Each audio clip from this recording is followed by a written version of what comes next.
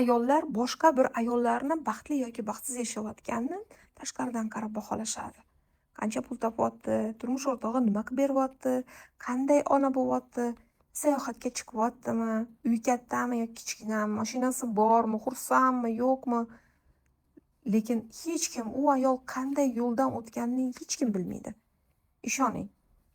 Siz unga mazza puli bor, unga mazza eri hamma narsani qilib beryapti deb o'ylayotgan ayollarning ko'pi bu joyga bir kunda kelib qolishmagan. Ular qo'rquvlar bilan ishlashgan, egosini jilolagan, aybdor qidirishni to'xtatishgan. Ularda menga kimdir majbur degan pozitsiya umuman yo'q. Hatto turmush o'rtog'i ham ulardan majbur emas. Ular hayotda nimani xohlashini bilishadi, nimaga rozi emasligini ham bilishadi. Shuning uchun ularning gapi va hayoti o'rtasida farq yo'q. Agar sizning ham ichingizda hayotim boshqacha bo'lishini istayman degan ovoz bo'lsa, boshqalarni o'zgartirishdan emas, aynan o'zingizni yo'llaringiz haqida, o'zingizni qonunlaringizni o'zgartirishdan boshlang. Chunki siz haqqa qaytadigan bo'lsangiz, atrofingizdagilar ham shunga mos tarzda bo'laveradi.